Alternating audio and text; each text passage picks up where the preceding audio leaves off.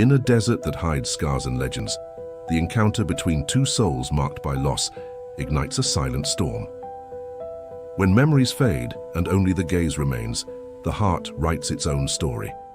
Before we begin, like and subscribe so we can keep creating stories like this one. In the arid lands of Arizona, where the sun punishes without mercy and the desert guards secrets older than the memory of men, there existed a story that the wind whispered among the dunes, fearful that someone else might hear it. A story of power and betrayal, of love and sacrifice, of blood spilled and unbreakable promises. Fate, that silent weaver of lives, began to move its invisible threads over the ancient Crown Ranch, where the Sullivan lineage had ruled with a firm hand since colonial times, creating an empire that extended beyond what any gaze could encompass. Rumors traveled like desert dust. Something was about to change in the Sullivan kingdom. The stars had announced it the night before, when a comet crossed the sky, leaving behind a trail of fire that the elders interpreted as an omen. The servants whispered in the kitchens. The farmhands crossed themselves when passing in front of the family chapel, and even the purebred horses in the stables seemed restless, as if they could smell the storm approaching on a clear sky. John William Sullivan, the patriarch, had died 3 moons ago, leaving a void that threatened to devour everything built over generations.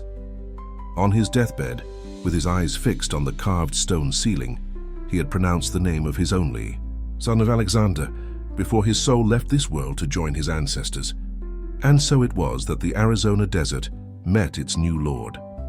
Alexander Sullivan emerged from the shadow of the corridor as if the dawn light had decided to take human form. Tall, imposing, with that presence that only those born destined to rule possess. His skin, slightly tanned by the northern sun, contrasted with amber-colored eyes inherited from his mother that seemed to hold within them the gold that his ancestors had torn from the bowels of the earth. His black hair, slightly wavy, framed a face of firm and defined features, as if they had been carved by a sculptor obsessed with perfection. His steps resonated on the marble floor as he advanced through the main hall, where the laborers, foremen, and administrators waited in silence to present their respects. Each step he took was measured, calculated, like those of a mountain lion that knows its power but doesn't need to exhibit it. He wore rigorous black, not only for mourning, but because black was the color that best reflected his soul. Deep, mysterious, inscrutable. On his right hand, the ring with the family emblem, an eagle devouring a serpent over a field of gold, shone like a fallen star. "Gentlemen," his voice grave and serene, made even the last of those present hold their breath. "My father is no longer with us, but his legacy endures. The Sullivan lands will continue to be what they have always been, an empire where the sun never sets, where the law is respected, and where loyalty is rewarded with generosity." His words fell like raindrops on thirsty land. Everyone knew that Alexander had been educated in the capital, that he had traveled through Europe, that he spoke several languages, and that he possessed knowledge that few in those lands could even imagine. At 32, he had returned to inherit not only lands and fortunes, but also responsibilities and enemies. What nobody knew was that he had also inherited secrets. Secrets that his father had taken to the grave and that now threatened to destroy everything the Sullivans had built. "We will continue with my father's plans," he continued, walking slowly in front of the row of men, who observed him with a mixture of respect and fear. "The silver mine in the Sierra Madre will continue in expansion, but under new conditions that benefit those who work in it. The valley lands will be irrigated with the new system that I designed during my stay in Washington, and negotiations with the government will follow their course." What he didn't mention was that he had discovered irregularities in the accounting books, that he had suspicions about the loyalty of certain administrators, or that he had ordered a discreet investigation into the true circumstances of his father's death. Nor did he mention that that same afternoon he would depart towards the border with New Mexico, where a mining project financed by the family was experiencing suspicious delays. Protocol demanded his presence, although his instinct warned him to keep his distance. But Alexander Sullivan had never been a man who listened to warnings when duty called. What he would find in that inhospitable land would change not only his destiny, but that of the entire empire that now rested on his shoulders. The path to the abandoned mine was a treacherous trail that snaked between narrow canyons and abrupt precipices. Alexander's entourage advanced in silence, only interrupted by the occasional neighing of horses and the creaking of the carriage wheels against the stones on the road. The sun was beginning to hide behind the mountains, tinting the sky with an intense red that seemed to presage blood. "Sir, we should camp," suggested Caleb Rivers, the trusted foreman who had served the family since Alexander was a child. Night falls quickly in these lands, and the canyons are dangerous in the darkness. But something on the horizon had caught Alexander's attention, a glimmer, barely perceptible, like the reflection of the last daylight on a mirror. Without responding to his foreman, he spurred his horse and advanced, leaving behind the entourage that followed him. What he found exceeded any expectation. In a small valley between the canyons, where the desert wind formed swirls of sand and dust, lay an overturned cart. Its occupants, 3 men who by their clothing appeared to be miners or smugglers, were lying on the ground, lifeless. But what truly captured his attention was the figure lying a few meters away, partially covered by the sand that the wind had deposited on it. Alexander dismounted with a jump and ran towards the motionless figure. It was a woman. Her skin, pale as the full moon, contrasted with the red of the desert. Her dress, which once must have been elegant, was torn and stained. But the most disturbing was the serenity of her face, as if she were simply asleep in the midst of that earthly hell. With firm but gentle hands, Alexander brushed the sand from her face. She was beautiful, of a beauty that seemed out of place in that desolate landscape. Her features, delicate and harmonious, had something strange, something that did not belong to those lands. Her hair, long and black as a raven's wing, was tangled with small stones and branches. "She's alive," he exclaimed upon feeling the weak pulse in her neck. "Caleb, bring water and blankets, quickly." The entourage arrived minutes later, finding their master kneeling beside the unknown woman, protecting her with his own body from the wind that was beginning to blow with more force. "The others are dead, sir," Caleb informed after examining the bodies. "It seems they were attacked. Bandits, probably." But Alexander barely heard him. His attention was completely absorbed by the delicate medallion that hung from the woman's neck, a silver serpent that coiled around a jade stone, symbol of the ancient Aztec emperors. "Let's take her to the ranch," he ordered, lifting her in his arms with a gentleness improper of a man of his stature and strength. "And send for Dr. Thompson. Let no one know about this. Understood? No one."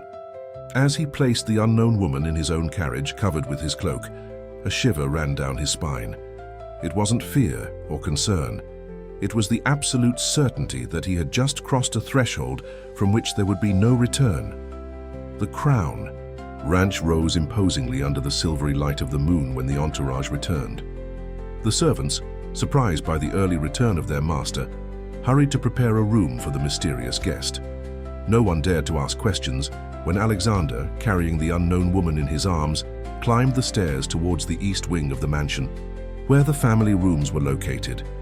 "I want Mrs. Jenkins here right now," he ordered one of the maids, "and no one else enters this room without my express permission." Mrs. Jenkins, the housekeeper who had raised Alexander after his mother's death, arrived minutes later. Her face, furrowed with wrinkles that spoke of a life of service and loyalty, contracted in an expression of astonishment upon seeing the unconscious woman on the bed. "Dear Lord, boy, what have you brought into this house?" she murmured, crossing herself. "A life to save, nothing more," Alexander replied, although inside he knew there was something more, something he couldn't explain with words. "I need you to attend to her as if she were my own blood, Martha. And I need your silence." The old woman nodded, recognizing in her master's eyes that determination he had inherited from his father. Without asking more questions, she began to examine the unknown woman with the experience of one who has brought dozens of lives into the world and has bid farewell to just as many. "She has no serious injuries, but she's dehydrated and exhausted," she diagnosed. "And look at this, boy." Carefully, she moved aside the woman's hair, revealing a small mark behind her right ear, 3 dots forming a triangle, so tiny that they seemed almost imperceptible. "A tattoo," observed Alexander, intrigued. "What does it mean?" "It's not a common tattoo," Martha replied with a tense voice. "It's a mark of the Northern warriors. My grandmother told me stories about them. Women who fought like men, who kept secrets older than the conquest." Dr. Thompson arrived an hour later, discreetly introduced into the ranch through the service door. After an exhaustive examination, he confirmed what Martha had already said. The woman would survive, but she was under the effects of some type of unknown drug or poison.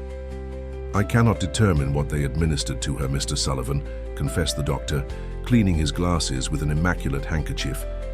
"I've never seen symptoms like these. Her pulse is stable, but her mind seems absent, as if it had been erased."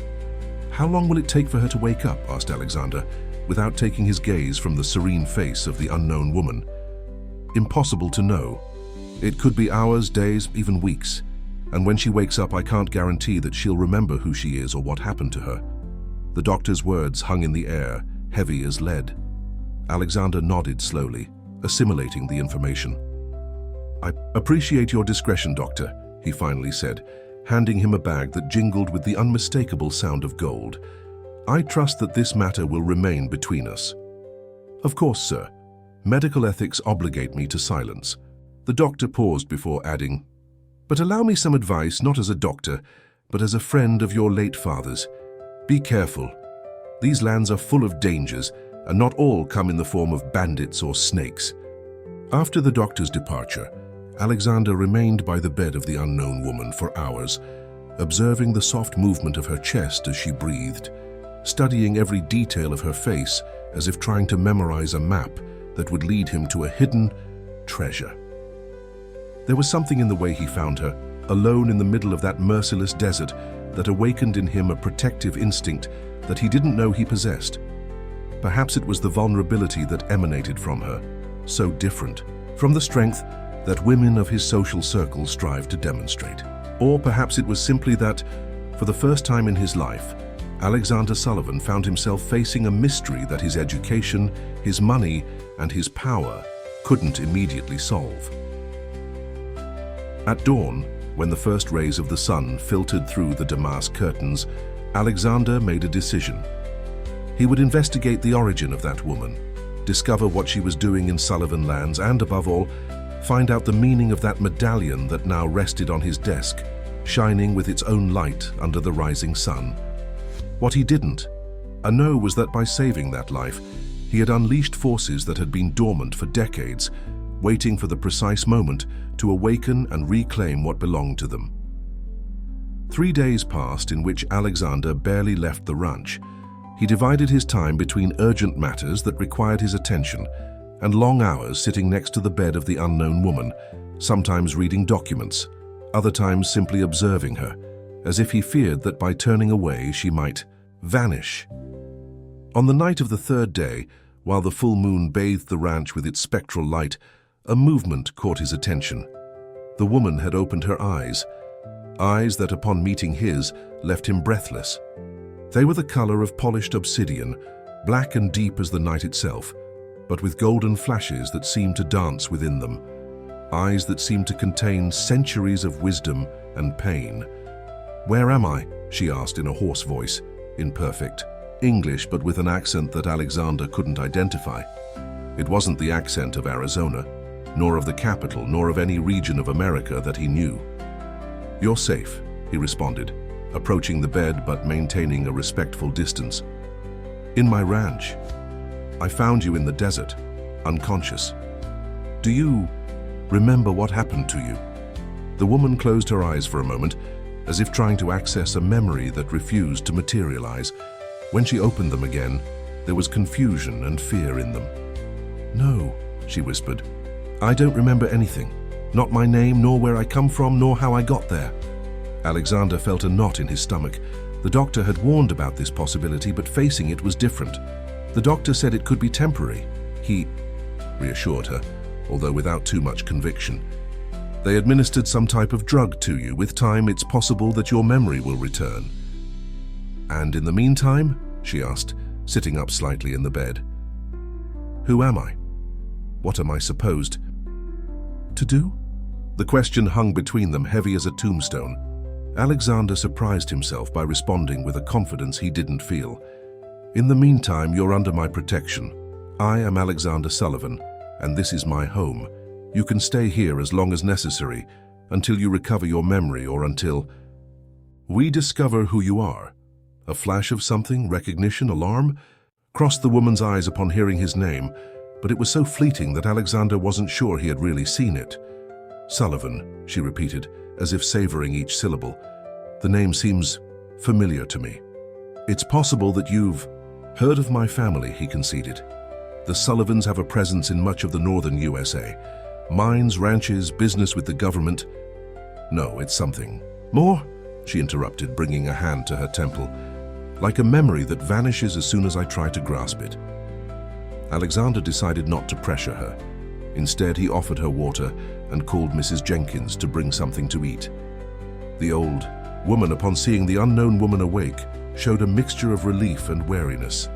I've brought you chicken soup and freshly baked bread, miss, she announced, placing a tray on the small table next to the bed.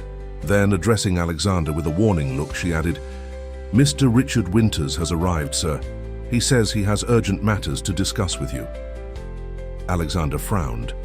Richard Winters was the main administrator of the family's mines, an efficient but ambitious man who had been his father's right hand during the last years of his life. His unexpected presence at the ranch, especially at this hour, could only mean trouble. Tell him I'll meet with him in the office in 10 minutes, he replied before turning to the woman. I must attend to this matter. Mrs. Jenkins will stay with you. Try to eat something and rest. We'll talk more when I return.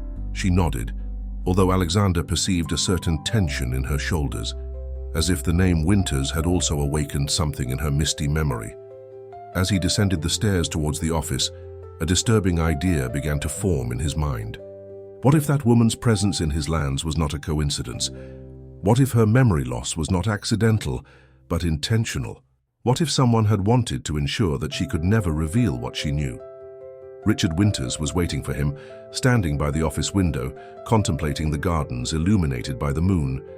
He was a man of 50, with prematurely grayed hair and a complexion that betrayed years of good living. Upon hearing Alexander enter, he turned with a smile that didn't reach his eyes. Mr. Sullivan, I regret presenting myself at this hour, but the matters that bring me couldn't wait until tomorrow. Sit down, Winters, Alexander indicated, taking his place behind the imposing mahogany desk that had belonged to his father and his grandfather before him. What is so urgent that it can't wait for daylight? Winters took a seat, crossing one leg over the other with studied elegance. Complications have arisen in the Rosewood mine. The miners refuse to continue excavation in the northern section. They say they've found what they call a sacred place, a chamber with ancient symbols, Indian superstitions clearly, but they're convinced that disturbing that place will bring misfortune. Alexander listened attentively, not so much to the words but to what was hidden behind them. And why exactly is this an emergency? Superstitions are common among miners. Offer them better pay or bring workers from another region. It's that. There's more. Winters leaned forward, lowering his voice as if he feared being heard. One of the foremen found something in that chamber, a document, ancient, with the seal of the Spanish crown. It mentions a treasure, Mr. Sullivan, a treasure that the Aztecs hid from Cortez and that the Spanish searched for generations without success. Despite his skepticism, Alexander felt a spark of interest. And where is that document now? That's the problem, replied Winters, running a hand through his hair with a nervous gesture. The foreman disappeared, and with him the document, but before leaving he told his brother about his finding, and his brother told me, hoping for a reward. When did this happen? 4 days ago. I sent men to look for him, but they only found his horse, wandering alone near the border with New Mexico. 4 days. Exactly when Alexander had found the mysterious woman in the desert, a coincidence too perfect to be ignored. Any description of the foreman? Was he traveling alone? Martin Suarez, 35 years old, experienced miner, recited, Winters. And no, he was traveling with 2 more men. None have been found. 3 men, like the 3 bodies that Alexander had found next to the overturned cart. His mind began to work at full speed, connecting dots that until then had remained isolated. "I want you to keep this matter in absolute secrecy, Winters," he ordered, standing to conclude the meeting. "Continue the search, but with discretion, and bring that foreman's brother to the ranch tomorrow. I want to speak personally with him." Winters stood, visibly relieved by his boss's response. What he didn't know was that Alexander was already forming a plan, one that involved the woman resting on the upper floor. "There's something else, Mr. Sullivan," added Winters, stopping at the door. "There are rumors about a woman who seeks the ancient mines. A foreigner, they say. A woman with strange powers, capable of finding what others cannot. They call her the Guardian." Alexander maintained an impassive expression, although his heart accelerated. "And do you believe in these rumors, Winters?" "I don't, sir," he replied with a tense smile. "But the natives do, and they say that whoever crosses her path will be cursed for 7 generations." After Winters' departure, Alexander returned to the side of the unknown woman, whose name remained a mystery. He found her standing by the window, contemplating the starry immensity of the Arizona night sky. The moonlight bathed her, giving her an almost supernatural aura. "You should rest," said Alexander from the door. "Your body is still recovering." She turned towards him with a fluid, almost feline movement that contradicted her apparent fragility. "I've slept for 3 days, according to what Mrs. Jenkins told me. I think I've rested enough." There was something different about her, a confidence, a presence that she hadn't shown hours before, as if during his absence she had recovered, if not her memories, at least part of her essence. "The medallion you were wearing," said Alexander, entering the room and closing the door behind him. "Do you know what it means?" The woman instinctively brought her hand to her neck, noticing the absence of the jewel. "Where is it?" she asked, and for the first time, Alexander perceived a flash of vulnerability in her gaze. Without responding, he approached the small desk by the window and opened the top drawer. From it, he extracted the medallion, which shone with its own light when he placed it on his extended palm. The woman approached slowly, as if hypnotized by the object. When her fingers touched the silver serpent, a spark seemed to jump between the metal and her skin. "Quetzalcoatl," she murmured, surprising Alexander, "the feathered serpent." "Do you remember anything else?" he asked, observing how she caressed the medallion with the familiarity of one who recognizes an old friend. "Fragments. Images without connection." Her eyes met Alexander's, intense and penetrating. "But I know that this medallion is important, vital, and I know that I'm in danger, that we both are." The sincerity in her voice was impossible to fake. Alexander felt that something changed between them in that instant, as if a silent pact had just been sealed. "The man who just left," she continued, taking a step towards him. "Don't trust him." "Why do you say that? Do you know him?" "I don't know," she confessed with evident frustration. "But when I heard his voice from the room, I felt fear, an ancient, deep fear." Alexander nodded, making a decision that would change the course of their lives. "I'm going to help you recover your memory, and you're going to help me discover the truth about what's happening on my lands.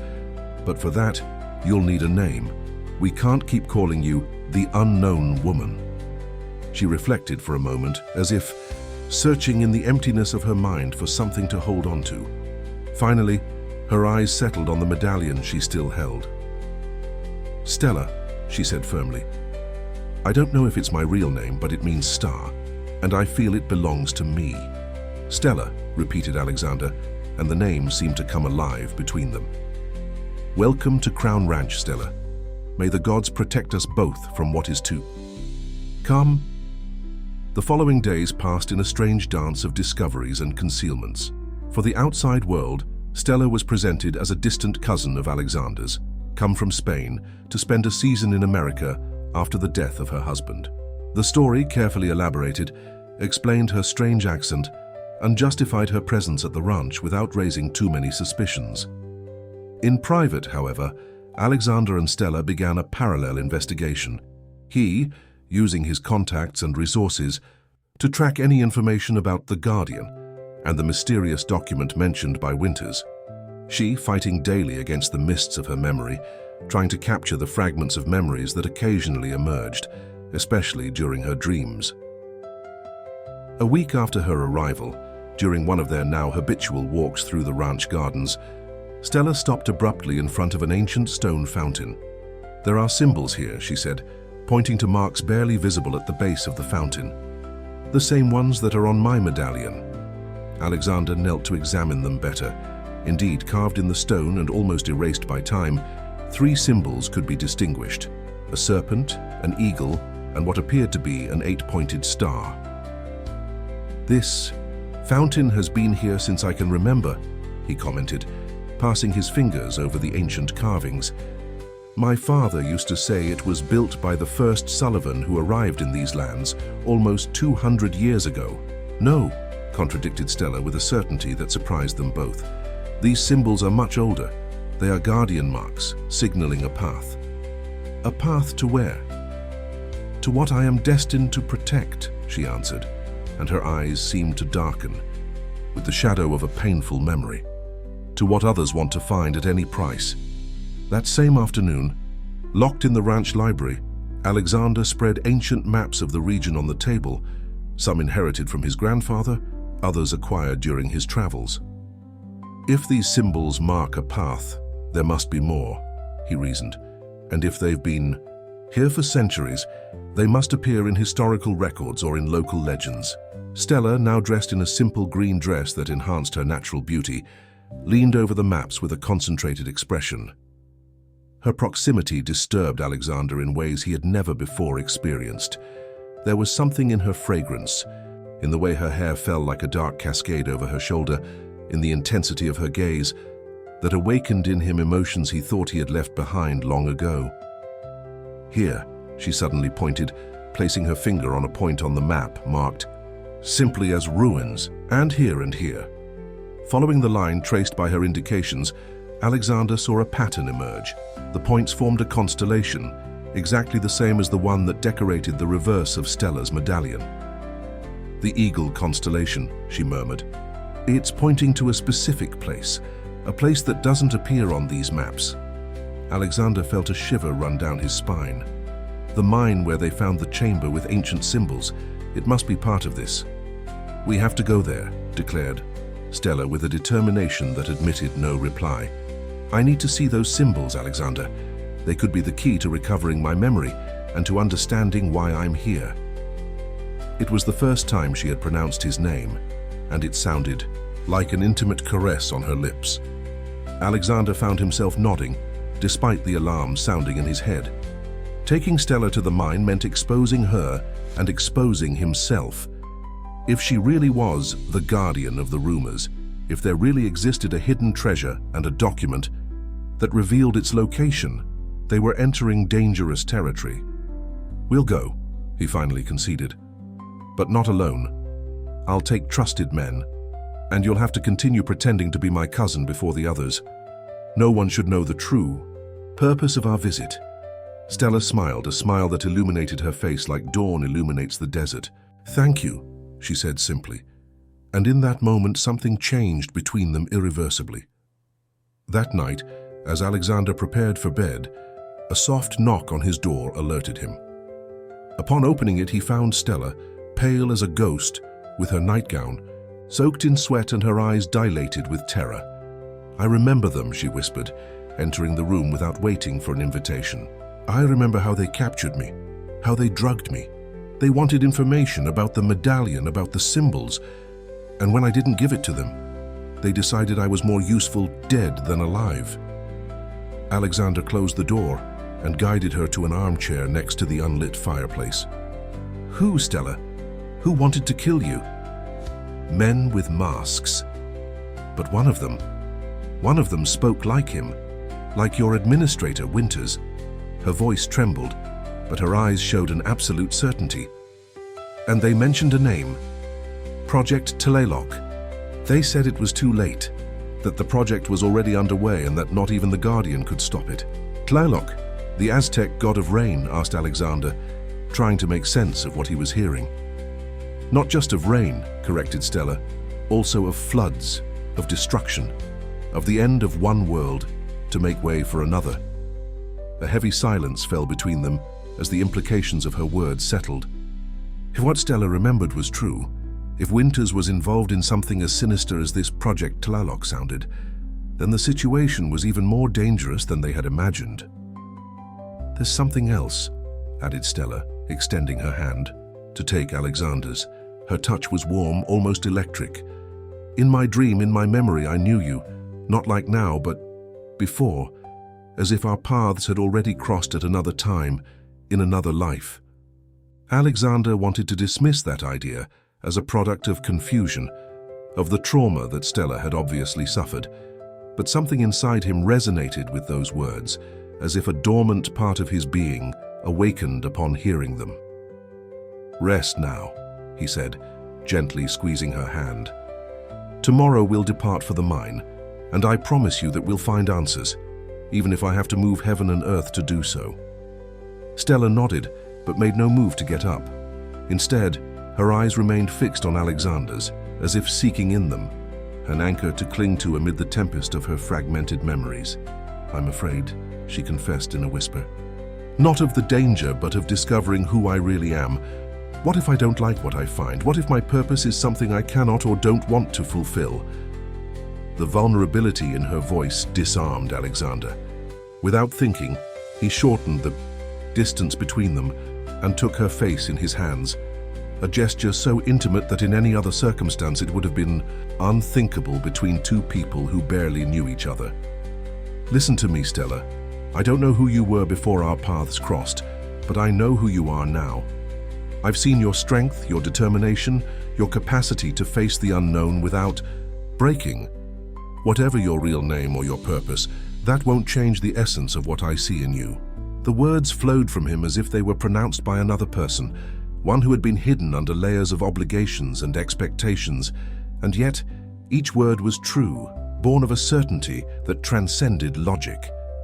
Stella seemed to absorb his words like thirsty earth absorbs rain. Slowly, the tension left her body, and a new calm settled in her eyes. "Thank you," she murmured, and before Alexander could respond, she leaned forward and deposited a kiss, soft as the flutter of a butterfly, at the corner of his lips. "For saving me, for believing me, for risking yourself for a stranger." Then she rose with the grace of a dancer and walked towards the door. Before leaving, she turned one last time. "Rest, Alexander Sullivan. Tomorrow our destiny will begin to reveal itself, for better or worse." And with those words, she disappeared into the darkness of the hallway, leaving behind a trail of unanswered questions and an increasingly clear certainty in Alexander's heart. Whatever happened, his life would never be the same after Stella. Dawn found them already on their way.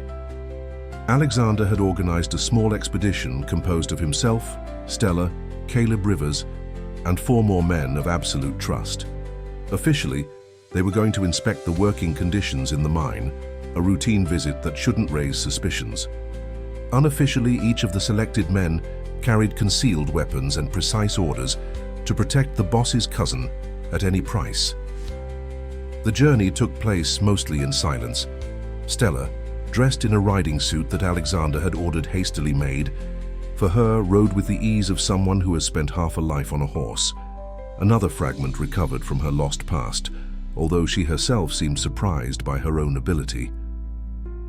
The Rosewood mine was embedded in the slopes of a rugged mountain, about 5 hours from the ranch. From afar, the wooden structures that marked the entrance could be distinguished, and the constant coming and going of workers who, like industrious ants, extracted the silver that had made the Sullivan fortune for generations.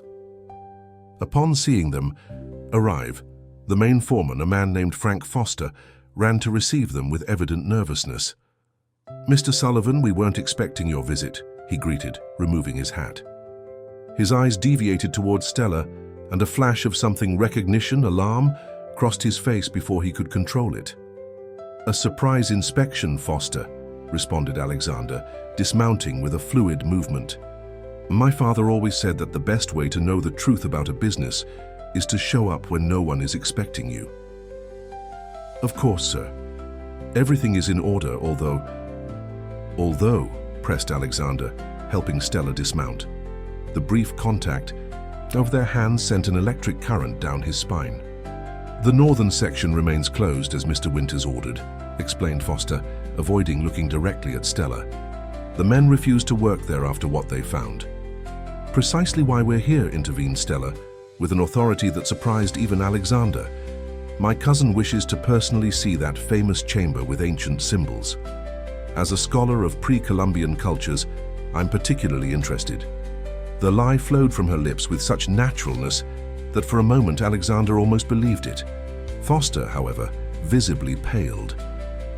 I don't think it's safe, miss. The structure in that area is unstable and... Prepare torches and equipment. Foster, interrupted Alexander, with a tone that admitted no reply. Caleb and I will accompany my cousin. The rest of the men will stay here, watching.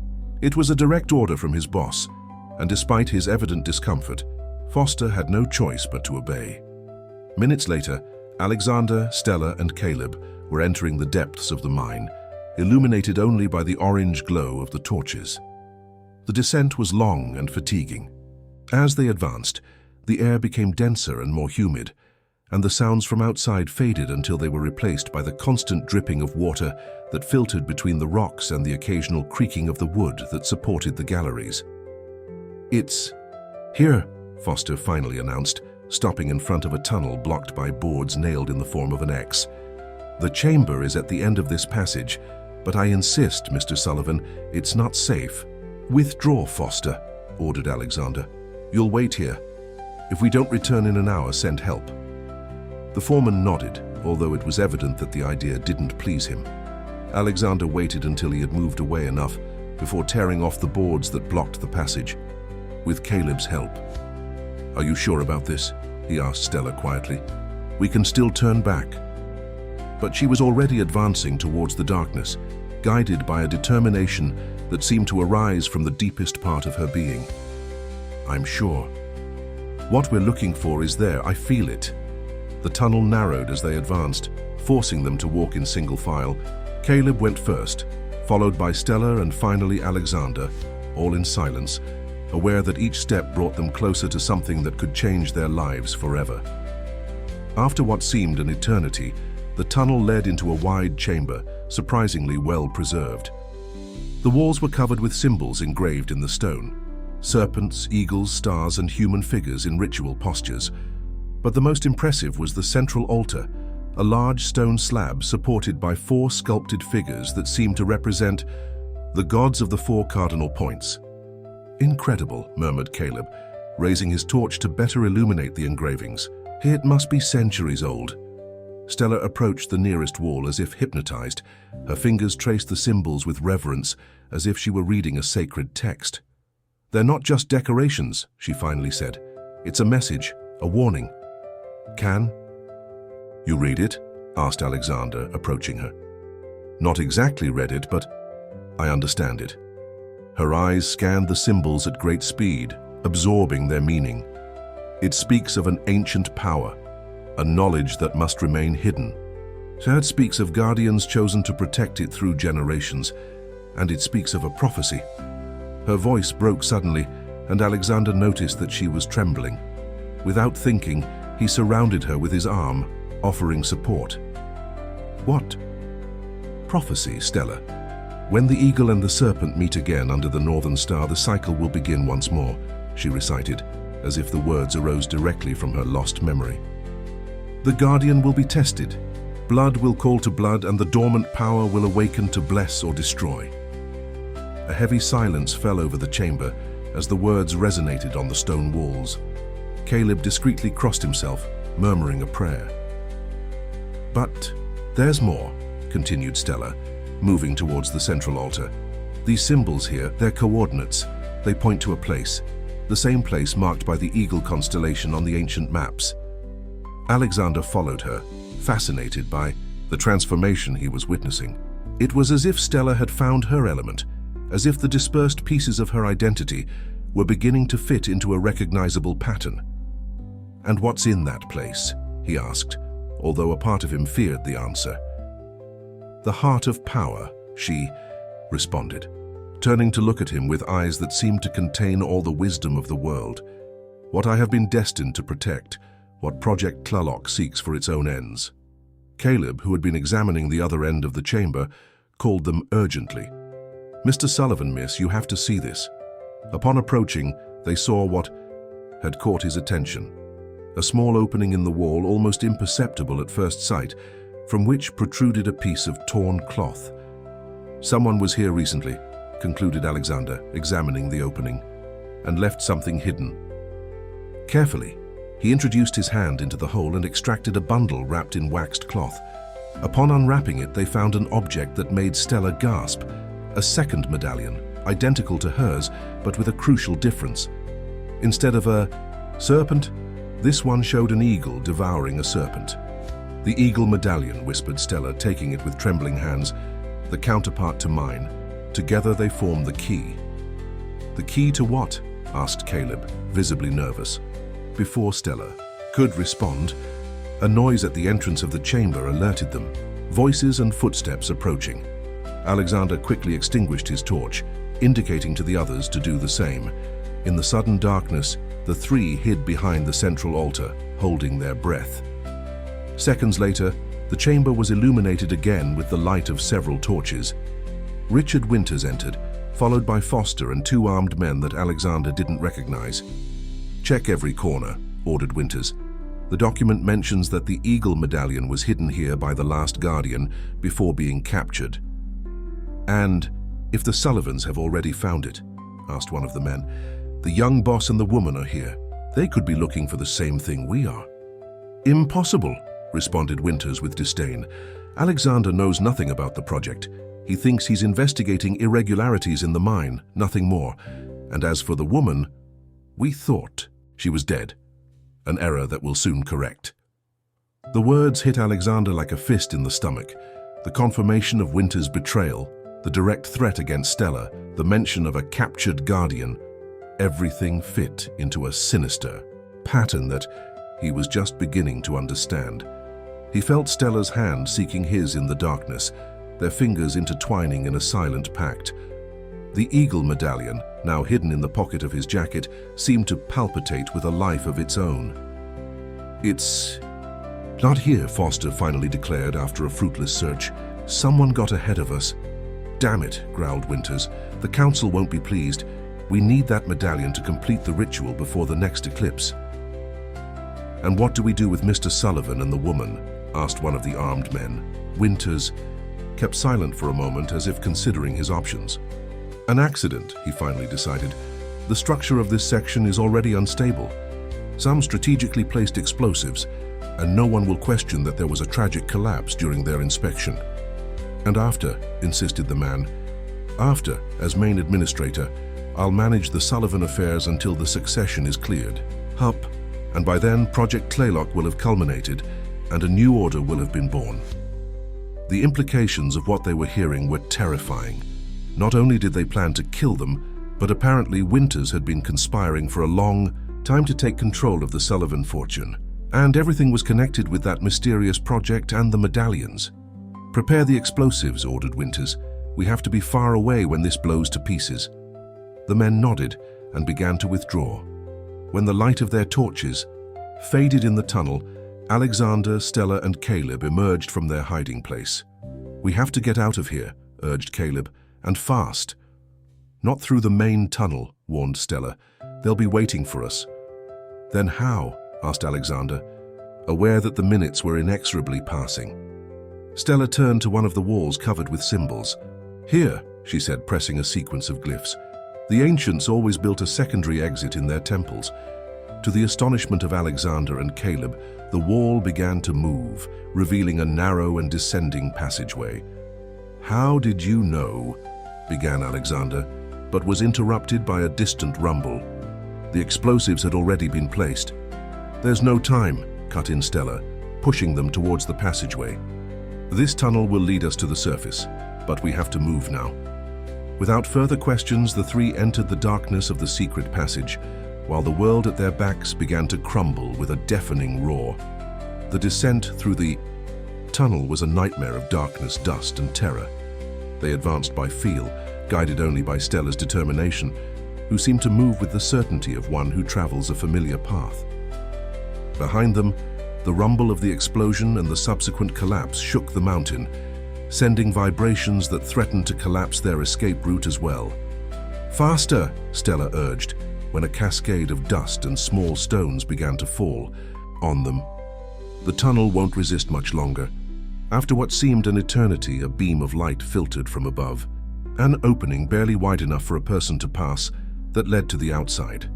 Caleb, being the tallest, was the first to look out. "We're on the opposite slope of the mountain," he informed. "No signs of Winters or his men. They must think we died in the collapse." One by one, they emerged into the daylight, exhausted and covered in dust, but alive. The explosion had been powerful enough to shake the entire mountain, and in the distance they could see columns of smoke rising from the main entrance of the mine. "The miners?" murmured Alexander with a knot in his throat. "There were men working there." "Winters will have no qualms about sacrificing innocent lives for his cause," said Stella, with a hardness that reflected experiences she still didn't completely remember. "And this is just the beginning. If what he said is true, if they plan to complete some type of ritual during the next eclipse." "The eclipse," interrupted Caleb with wide eyes. "It's in 3 days. My grandmother won't stop talking about it. She says it will be a total eclipse, the most powerful in a century." "Then we have 3 days to stop them," concluded Alexander with an iron determination. 3 days to discover exactly what Project Tlaloc is and how it's connected to my family." Stella nodded, her face a mask of resolution. Then, without warning, she staggered and would have fallen if not for Alexander's quick reflexes, which held her against his chest. "You're hurt," he alarmed, noticing the blood that stained her riding suit at the height of her shoulder. "It's nothing," she tried to minimize, but the pain in her voice betrayed her. "A rock during the collapse, we can take care of that later. Now we have to move." "No," was Alexander's firm response.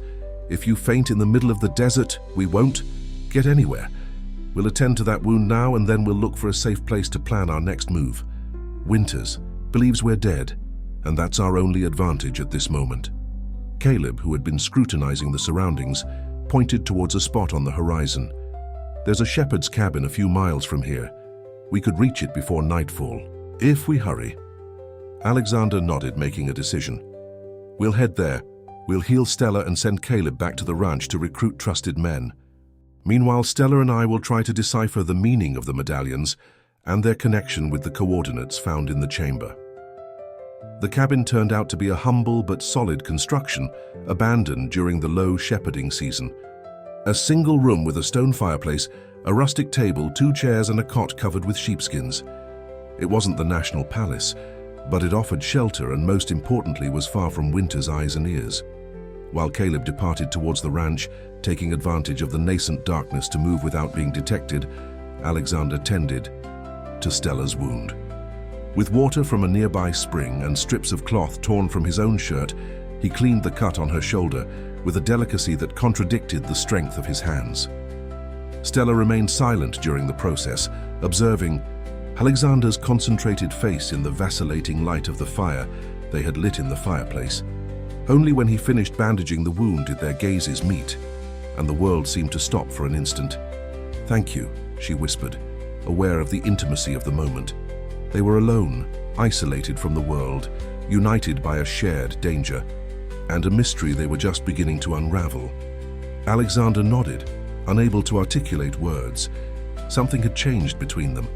What had begun as an impulse to protect an unknown woman had transformed into something deeper, more complex, more terrifying in its intensity.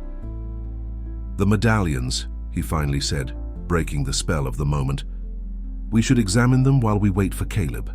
Stella nodded, grateful for the return to a less emotionally charged topic. From her pocket, she extracted her own medallion, while Alexander took out the one they had found in the chamber.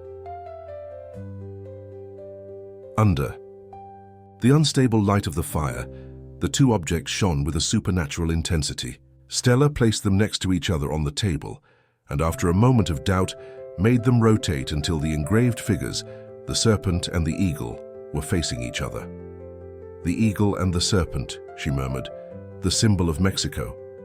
But also something older, the eternal duality, heaven and earth, spirit and matter. The prophecy you mentioned in the chamber," recalled Alexander. "When the eagle and the serpent meet again under the northern star, the cycle will begin once more." "What cycle, Stella? What is about to begin?" She closed her eyes, as if trying to access a memory that resisted emerging completely. "I'm not sure, but it has to do with a power that the ancients hid because it was too dangerous to fall into the wrong hands. A power that can only be awakened when certain elements align. The medallions, the stars, the blood." "The blood?" repeated Alexander, feeling a shiver. "Blood will call to blood," recited Stella, opening her eyes. "Part of the prophecy.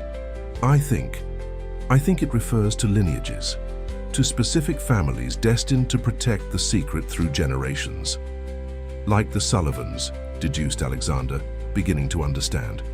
"My father, his strange obsessions with ancient ruins, his insistence that I learn about the stars and constellations during my education, and like my own family, whatever it may be," added Stella, with a note of sadness. "Two lineages, two guardians, two parts of the same key." A contemplative silence fell between them as they assimilated the implications of what they were discovering. If they were right, this wasn't simply about a material treasure or forgotten knowledge. It was something much more transcendental, something for which men like Winters were willing to kill. "The eclipse," said Alexander suddenly. "Winters mentioned a ritual that must be completed before the next eclipse, and the coordinates in the chamber. They must point to the place where this power is hidden, where the ritual will be performed." Stella nodded, taking the medallions and placing one on top of the other. To the surprise of both, they fit perfectly, and upon rotating them, they revealed a third symbol that wasn't visible before, an eye inside a triangle. "The all-seeing eye," she murmured. "The supreme wisdom. And these notches around, they're a code indicating stellar positions." Without warning, Stella stood and headed towards the cabin door. Alexander followed her, intrigued. Outside, the night sky of Arizona displayed all its magnificence, thousands of stars shining with a clarity that only the desert could offer. Stella raised the united medallions towards the sky, aligning them with certain stars. "There," she finally said, "where the eagle constellation crosses with that of the serpent, under the polar star, that's the place. And it will only be visible exactly like this during the eclipse." "Can you identify that place on a map?" asked Alexander, amazed by the precision of her astronomical knowledge.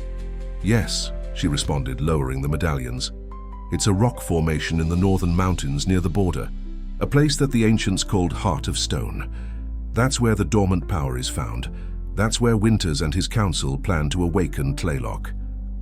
And that's where we must stop them," completed Alexander, with a resolution that admitted no doubts.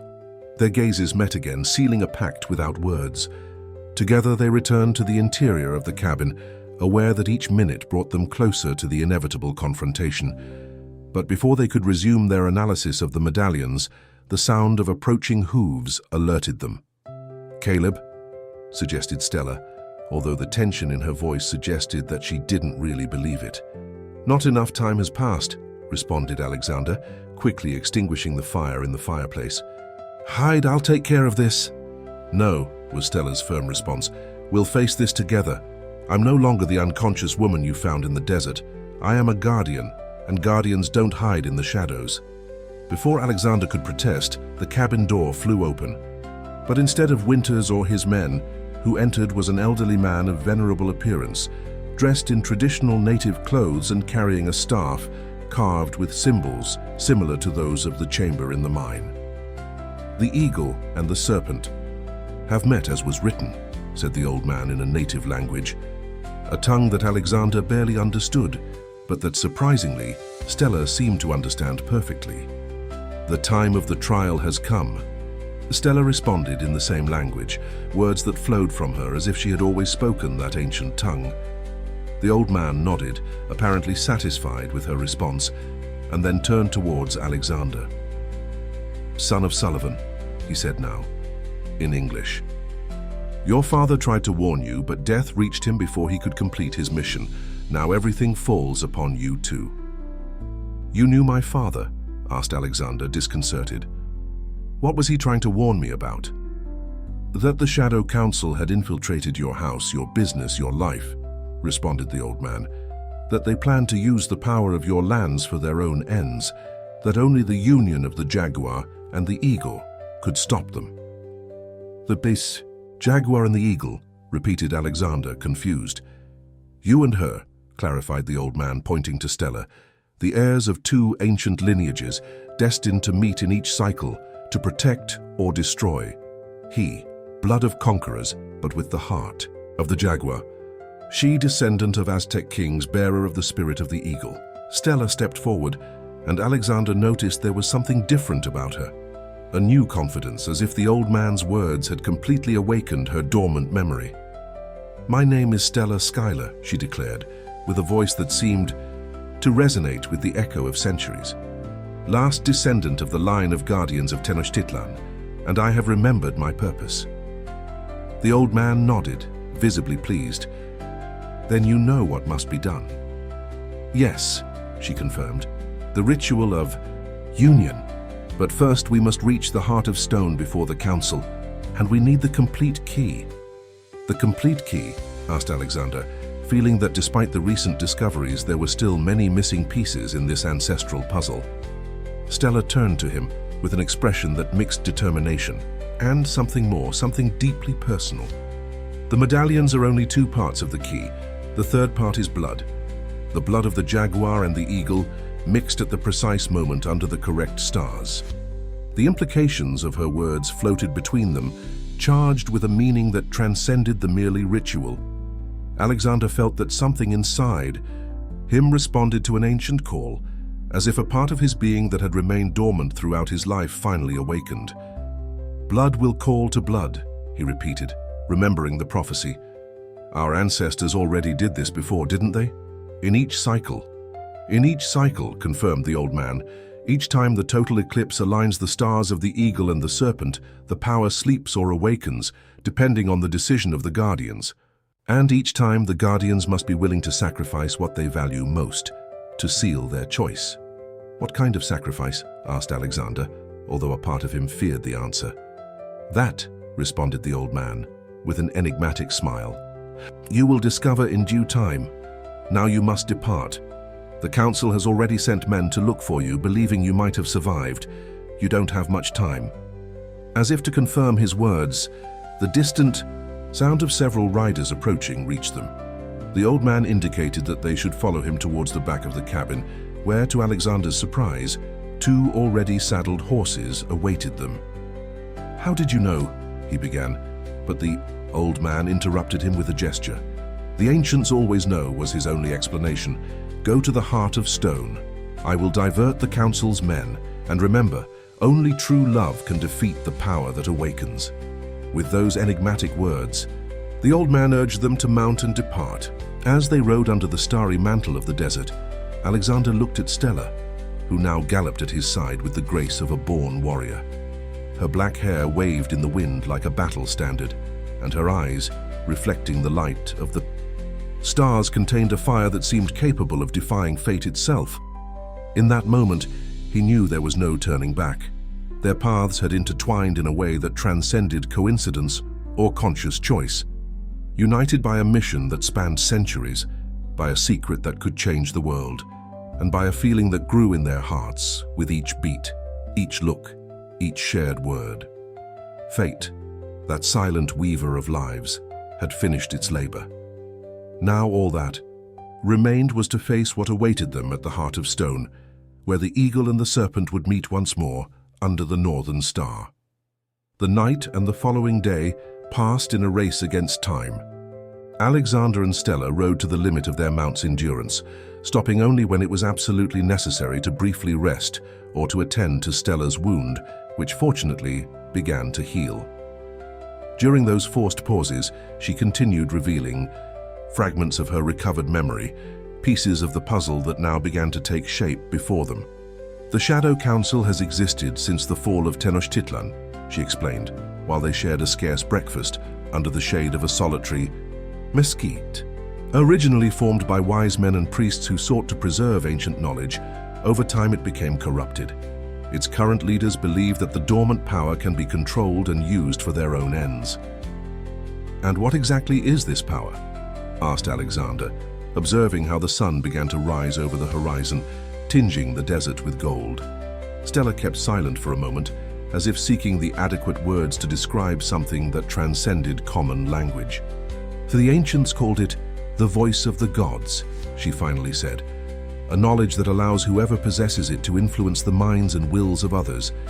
Imagine being able to whisper in the ears of kings and presidents to shape entire nations with just a thought."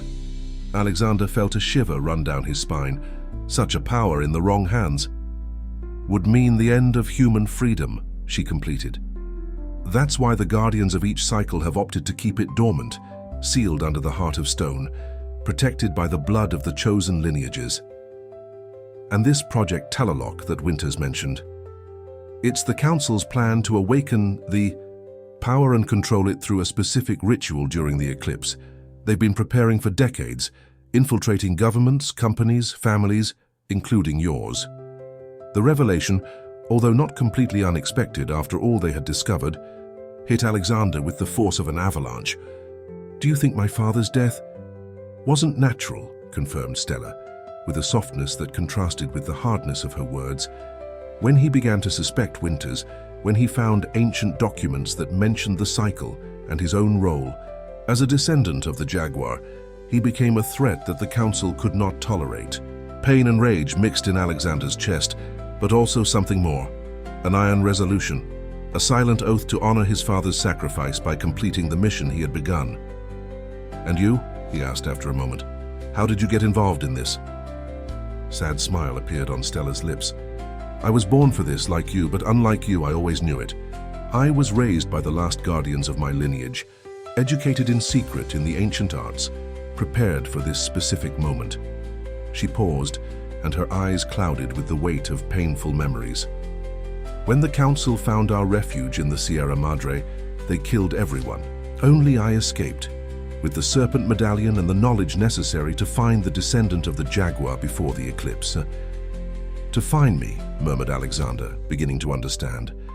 "Yes, but the Council captured me first. They drugged me, tried to extract the knowledge from my mind, and when I resisted, they decided to eliminate me. What they didn't know is that my blood, the blood of the eagle, protected me. The drug that should have killed me only plunged me into a state of deep unconsciousness, temporarily erasing my memories." "And then I found you," completed Alexander, remembering that moment that now seemed to belong to another life. "In the middle of the desert, as if fate itself had placed you in my path." "It wasn't fate," corrected Stella, and for the first time since they had fled from the mine, Alexander saw a glimpse of vulnerability in her eyes. "It was the medallions. The blood of the eagle and that of the jaguar always attract each other, in each cycle, in each era. It's a law older than time itself." Their gazes met, and in that moment, under the rising sun of Arizona, something changed between them. They were no longer simply two people united by extraordinary circumstances or by a shared mission. They were two halves of a whole, two complementary forces destined to meet through the centuries. Without words, Alexander shortened the distance between them and took Stella's face in his hands. She didn't resist. On the contrary, her eyes closed in anticipation, and when their lips finally met, it was as if the entire world held its breath. The kiss was brief but intense, charged with the weight of centuries of shared history and with the promise of an uncertain future but faced together. When they separated, both knew that something fundamental had changed. The bond between them now transcended the physical, the emotional, even the spiritual. It was something for which there were no words in any human language. "We must continue," finally said Stella, although her eyes reflected a universe of unexpressed emotions. "The heart of stone awaits us, and afterwards, Afterwards we'll face what must come. Alexander nodded, helping her to mount again. As they resumed their journey, the certainty that they were heading towards a confrontation that would define not only their lives, but potentially the destiny of entire nations weighed upon them. But now, that burden seemed more bearable, shared by two souls that, despite all odds, had found each other once more. The Heart of Stone appeared on the horizon at sunset of the following day, just as the sun began its descent behind the mountains. It was an imposing rock formation that rose in the middle of the desert landscape like a monument to primordial forces. A set of natural basalt columns that, seen from a certain angle, formed the silhouette of a human heart. Alexander and Stella observed the structure from a distance, aware that they might not be the first to arrive. The eclipse would begin in a few hours, and if the council had deciphered the same clues as they had, they would already be preparing the ritual. "There," pointed Stella, indicating an almost imperceptible movement near the base of the heart. "Armed men, at least 6 or 7. "Winters?" asked Alexander, squinting to distinguish better in the diminishing light. "It's probable, and if he's here, the ritual must already be underway." Stella dismounted with a fluid movement, followed by Alexander. "We'll have to approach on foot, taking advantage of the growing darkness." The plan was risky but necessary. Without the united medallions and the blood of both lineages, the council's ritual was doomed to failure. But if they managed to capture them, if they managed to extract from them what they needed through some more direct method— "Are you sure about this?" asked Alexander, taking her hand as they left the horses hidden among some rocks. "Once we enter there, there's no turning back." Stella nodded, her face a mask of determination. "I've been preparing for this moment all my life, Alexander, and you've been preparing without knowing it. It's our destiny, our responsibility." With those words, they began their approach, moving silently among the growing shadows of twilight. As they approached, the details of the Heart of Stone became more visible. The columns of black basalt shone with reddish reflections under the last light of the day, and on their surface, ancient symbols could be distinguished, carved similar to those of the chamber in the mine. But the most impressive was the entrance, a natural arch formed by 2 columns that leaned towards each other, creating a portal that seemed to lead directly into the interior of the earth. "The entrance to the subterranean temple," whispered Stella, "the place where the power sleeps." From their position, hidden behind a rocky outcrop, they could observe the activity around the entrance. Armed men stood guard, while others transported torches, ceremonial containers, and what appeared to be ritual instruments towards the interior. And there was Winters, giving orders with the authority of one who knows he's about to achieve an unimaginable power. At his side, to Alexander's surprise and pain, was Foster, the foreman who had betrayed his trust at the mine. "We'll wait until it's completely dark," decided Alexander. "Then we'll move towards the north side. If your calculations are correct, the eclipse will begin right over that section, and that's where they'll have to perform the ritual." Stella nodded, although Alexander noticed a shadow of concern cross her face. "There's something I haven't told you," she confessed quietly. "About the union ritual, about what sealing the dormant power really implies." "What is it?" he asked, feeling a knot form in his stomach. Before Stella could respond, the sound of approaching hooves alerted them. Instinctively ducking, they saw a group of riders arrive, Caleb Rivers and 4 more men, all armed and with the Sullivan emblem on their jackets. "Help has arrived," smiled Alexander, feeling a wave of hope. "Now the odds are more in our favor." But Stella's expression didn't change. The old man mentioned a sacrifice, she recalled, that the Guardians must be willing to sacrifice what they value most. He wasn't referring to material objects, Alexander. Understanding hit Alexander like an icy fist. He was referring to ourselves. "To one of us," she corrected, with a calmness that contrasted with the gravity of her words.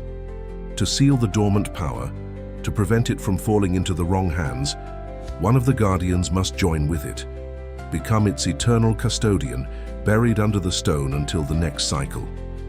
The world seemed to stop around Alexander as he assimilated the revelation.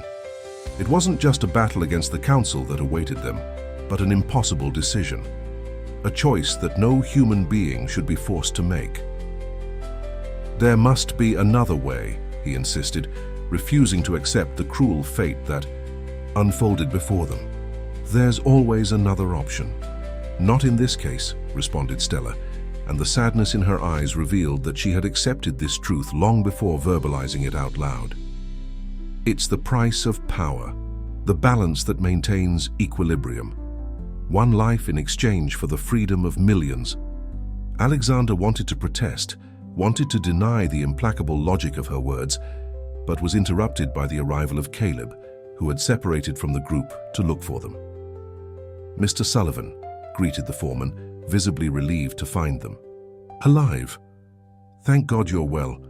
When I arrived at the ranch and found Winters announcing your death, I knew I had to gather loyal men and follow the old man's indications." "The old man contacted you?" asked Stella, surprised. "He appeared at the ranch as if he had always been there," confirmed Caleb. "He gave me a map with the location of the Heart of Stone and told me that you would need us for the final battle." Alexander nodded, grateful for his foreman's loyalty and for the almost supernatural intervention of the mysterious old man. With this unexpected help, perhaps there was still hope of stopping the council without the sacrifice that Stella considered inevitable. "This is the plan," he decided, naturally assuming the role of leader. "Caleb, you and your men will create a distraction at the main entrance. While Winters and his guards are busy with you, Stella and I will infiltrate from the north side and reach the center of the temple before the ritual begins." "And then?" asked Caleb, with the seriousness of one who knows he faces forces that escape his comprehension. Alexander and Stella exchanged a meaningful look. "Then," he responded, "we'll do what's necessary to protect the dormant power, to honor the legacy of our ancestors, to ensure that human freedom doesn't end tonight." Night fell over the desert like a velvet mantle sprinkled with stars. As darkness became complete, an almost palpable expectation seemed to fill the air. Creatures that would normally populate the desert with their sounds kept an unnatural silence, as if they too felt the cosmic importance of what was about to occur. The moon, almost full, began its ascent over the eastern horizon when Caleb and his men initiated the agreed-upon distraction.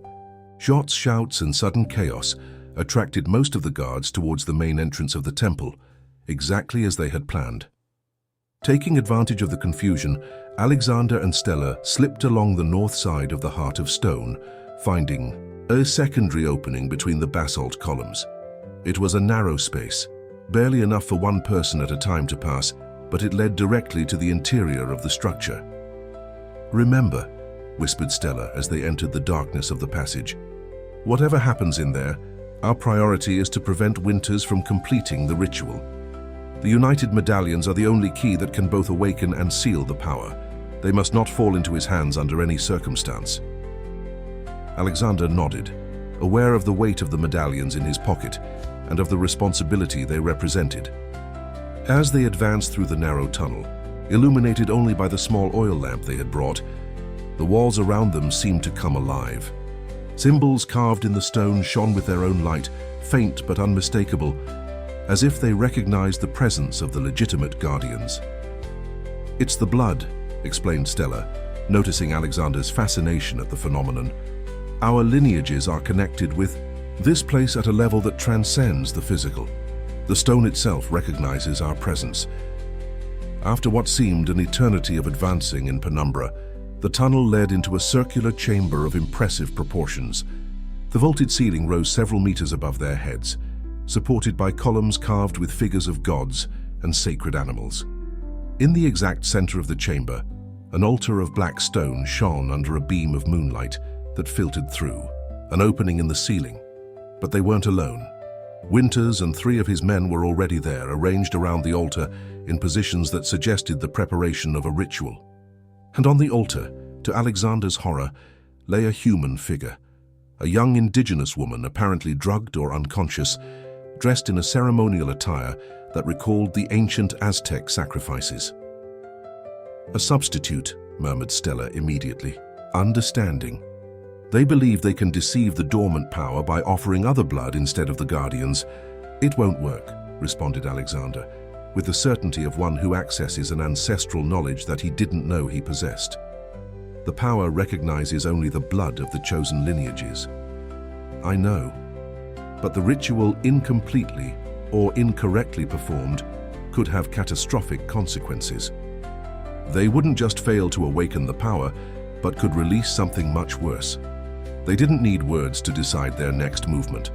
With the perfect synchronization of those who share a bond beyond the ordinary, they emerged from the shadows and advanced towards the altar, Alexander with his revolver drawn, Stella with a supernatural determination on her face. "It's enough, Winters," declared Alexander, his voice resonating in the chamber with an authority that surprised even himself. "This ritual will not be completed tonight." Winters turned towards them, and for the first time since Alexander had known him, his mask of servile administrator had completely vanished. In its place was the face of a fanatic, of a man consumed by ambition and the promise of a power beyond human comprehension. "Alexander Sullivan," he greeted with a smile that didn't reach his cold eyes. "I thought you were dead, an oversight that I'm glad to be able to correct personally." "Step away from the altar," ordered Alexander, advancing slowly, his revolver aimed directly at Winter's chest, "and release the woman." "You don't understand. What's at stake here?" responded Winters without moving. "This goes beyond you, beyond all of us. The power that sleeps beneath this stone has the potential to reshape the world, to establish a new order, guided by those who possess the wisdom to use it correctly." "You mean to control humanity?" said Stella, her voice charged with contempt. "To subjugate free will to your desires. That's not wisdom, Winters. It's tyranny." Winters' gaze fixed on Stella, and a flash of recognition crossed his face. "So the rumors were true. The last guardian of the Eagle lineage lives." He gave a humorless laugh. "How poetic that you found each other just in time for the eclipse. The jaguar and the eagle, together again, as the prophecy foretold." Alexander, tensed, prepared to shoot if Winters or his men made any sudden movement. But something told him that violence wouldn't be enough to stop what was already in motion. The air in the chamber vibrated with a strange energy, as if the very stones were awakening from a long slumber. "The medallions," said Winters, extending his hand. "Give them to me, and I might let you live to witness the dawn of a new era." "You... No, that's not true," responded Alexander, without lowering his weapon. "The ritual requires the blood of the lineages, our blood. You need us alive." A shadow of irritation crossed Winter's face. "There are ways to extract blood without consent, Mr. Sullivan, and the ritual only requires one of you to complete it." His gaze moved to the unconscious woman on the altar. "She's merely a placeholder, a vessel to contain the power temporarily. The true vessel must be one of you." Stella stepped forward, placing herself between Alexander and Winters. "The power has always been meant for guardianship, not for dominion. Each cycle the same choice must be made. And each time the Guardians have chosen to keep it dormant, sealed with their own life force." "Because they were weak," spat Winters, too afraid of the potential to embrace it. "But the Council has studied this power for centuries. We have prepared ourselves to control it, to guide it towards a greater purpose." A distant rumble interrupted their confrontation. The eclipse was beginning, the moon starting its slow journey across the face of the sun. Through the opening in the ceiling, the light began to change, taking on a strange, ethereal quality. "The time has come," declared Winters, raising his arms. His men readied their weapons, prepared to subdue Alexander and Stella if necessary. "The alignment is perfect. The ritual begins now, with or without your cooperation." What happened next unfolded with the speed and inevitability of a dream. A shout from outside the chamber, then gunfire. Caleb and his men had reached the interior of the temple. Winter's guards turned towards the commotion, momentarily distracted. Alexander seized the opportunity to lunge towards the altar. determined to save the innocent woman who had been placed there as a sacrifice. But as his hands touched her, the ground beneath them began to tremble, not with the violence of an earthquake, but with a rhythmic pulsation, like the beating of a gigantic heart. The symbols carved on the walls and columns flared with an intense light, bathing the chamber in an otherworldly glow. "The power awakens," exclaimed Winters, his face transformed by a mixture of awe and greed. "It recognizes the presence of the Guardians. It calls to your blood." Stella rushed to Alexander's side, helping him lift the unconscious woman from the altar. But as soon as they removed her, the stone slab at the center began to crack, revealing a void beneath, a darkness so profound it seemed to absorb light itself. From that void, a column of golden energy emerged, twisting and turning like a living thing, reaching towards the ceiling where the moon was now visibly beginning to obscure the sun. "The key," shouted Stella above the growing rumble. "Alexander, we need to use the medallions before it's too late." Understanding flashed between them, a shared knowledge that transcended words. Alexander reached into his pocket and extracted the two medallions, now pulsating with the same golden energy that emanated from the altar. Winters moved towards them, his face contorted with fury. "You will not deny us this moment," he screamed, drawing a pistol. "Centuries of preparation, of sacrifice, all for this." The shot rang out, echoing in the chamber with supernatural resonance. Alexander felt a burning pain in his shoulder, but didn't falter. With deliberate movements, he handed one medallion to Stella, keeping the other in his own hand. "Together," he said, their eyes locked in a silent understanding of what must come next. They placed the medallions against each other, the eagle and the serpent united once more, and pressed them against the column of energy. The effect was immediate and stunning. The golden light flared, expanding to fill the entire chamber, momentarily blinding everyone within. When Alexander could see again, he found himself and Stella somehow floating within the column of energy, separated from the physical world outside. Winters and his men, Caleb and the loyal Sullivan men, even the unconscious woman, all were frozen in place, as if time itself had stopped for everyone but the two guardians. "We have entered the heart of the power," explained Stella, her voice eerily calm despite the extraordinary circumstances. "Here at the threshold between dormancy and awakening, we must make our choice." Alexander looked around in awe. The golden energy that surrounded them pulsed with life, with awareness. It wasn't merely a force, it was a consciousness, ancient and patient, that had waited through countless cycles for this moment. "What choice?" he asked, although in his heart he already knew the answer. "Whether to awaken the power fully, allowing it to flow into the world once more, or to seal it away until the next cycle," replied Stella. "And if we choose to seal it, one of us must remain as its guardian," completed Alexander, the full weight of the prophecy finally clear to him. His gaze met Stella's, and he saw in her eyes a mixture of resignation and determination. She had always known it would come to this, had been prepared for it her entire life, the ultimate sacrifice. "It has to be me," she said softly. "I am the last of my lineage. You must continue yours, to ensure there will be a guardian when the next cycle comes." "No," protested Alexander, reaching for her across the golden void. "There must be another way. The old man spoke of love defeating the power. What if that's the key? What if together we can change the cycle?" Stella's expression softened, a sad smile touching her lips. "Love has always been the key, Alexander. Not to defeat the power, but to find the strength to do what must be done. To make the sacrifice not out of duty, but out of a desire to protect what matters most." As she spoke, the eclipse reached its zenith outside. Through their strange connection with the power, they could feel it, the perfect alignment of heavenly bodies, the convergence of forces that had been set in motion centuries ago. "The moment of decision is here," stated Stella, extending her hand towards him. "We must give our blood freely, willingly to complete the ritual." Alexander took her hand, and as their fingers intertwined, he felt a sharp pain in his palm. Looking down, he saw that the medallions they still held had somehow melded together and grown sharp edges that cut into their flesh.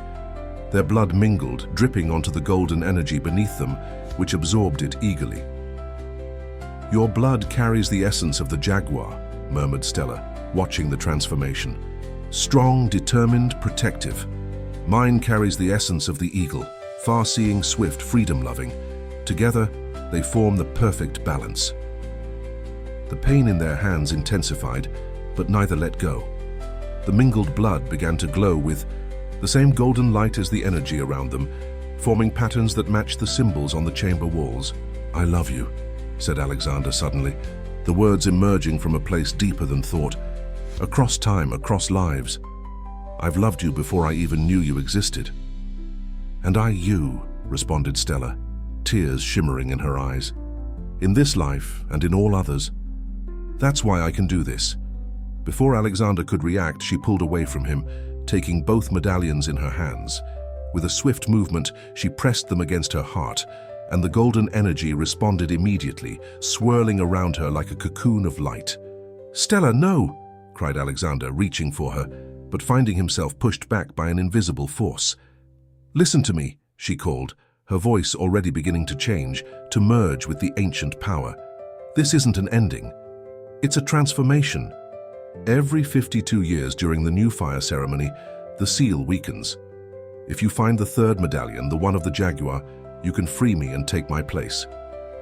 "Third medallion," repeated Alexander, desperate to understand, to find a way to save her.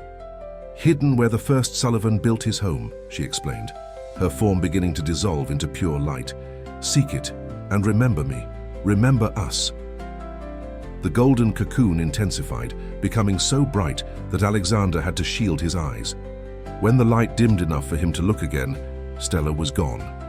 In her place stood a statue made of the same black stone as the altar, a perfect likeness of her, with the two medallions embedded in its chest. And then, as suddenly as it had begun, the extraordinary experience ended. Alexander found himself back in the physical world, kneeling before the statue that had once been Stella. The column of energy had disappeared, the trembling had ceased, and the symbols on the walls had returned to their dormant state. Winters lay on the ground nearby, his face frozen in an expression of rage and disbelief. His body turned partially to stone, as if the power had reached out to punish him for his presumption. His remaining men had fled, abandoning their leader to his fate. Caleb approached cautiously, his expression a mixture of awe and concern. "Mr. Sullivan." "What? What happened?" Alexander rose slowly, his palm still bleeding where the medallions had cut him. "She sealed the power," he said simply, his voice hollow with grief. "She became its guardian." "The woman." "She turned to stone?" asked Caleb, crossing himself in superstitious fear. "Not just stone," corrected Alexander, gently touching the statue's cheek. "She's still in there somewhere, watching, waiting." He turned to Caleb with newfound resolve. "We need to protect this place, make it sacred, ensure that no one else tries to awaken what sleeps beneath." Caleb nodded, understanding the gravity of the task. "The Sullivan lands extend to these mountains. We can declare it private property, keep people away." "And the unconscious woman?" "She's awake now, sir, confused but unharmed. My men are taking care of her." Alexander nodded, his gaze returning to the statue. Even in stone, Stella's features retained their beauty, their determination. "Leave me," he requested softly. "I need a moment alone." When Caleb and the others had departed, Alexander knelt once more before Stella's stone form. "I'll find a way," he whispered, pressing his still bleeding palm against the statue's hand. "I'll find the third medallion, and when the time comes, I'll take your place as you took this one. That's my promise to you." As he spoke, a single drop of his blood fell upon the stone floor, immediately absorbed as if the very earth were thirsty for it. And for just a moment, so briefly he might have imagined it, the stone features of Stella's face seemed to soften, and a ghostly voice whispered on the edge of hearing, I'll be waiting. 6 months later, Crown Ranch flourished under Alexander Sullivan's renewed administration.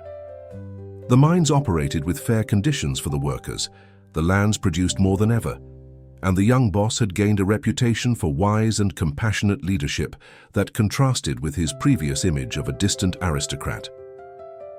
But those who knew him closely noticed the deeper change in him, a melancholy that never left him, a wisdom in his eyes that seemed to belong to someone much older, and above all, his frequent solitary trips to the north, from which he returned more serene but with a renewed sadness. On one of those trips, exactly 6 months after that fateful night, Alexander found himself again before Stella's statue in the heart of the subterranean chamber. As always, he had come alone, bringing wildflowers that he respectfully placed at the stone figure's feet.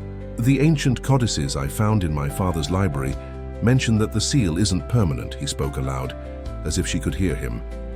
Every 52 years, during the new fire, there exists the possibility that the guardian can be freed, if the successor of the opposite lineage is willing to take their place. His fingers gently caressed the stone face, tracing contours he had memorized with his heart. I'll find you in each life, in each cycle, he promised, and someday, when the stars align again, I'll take your place. It's a promise. As he left the chamber, he didn't see how a single stone tear formed and rolled down the cheek of the statue, falling upon the wildflowers that began to glow with a faint but constant light, like fallen stars at the feet of a sleeping goddess. In the following years, the heart of stone became a sacred place, protected by the Sullivans and visited in secret by those who knew fragments of the true story.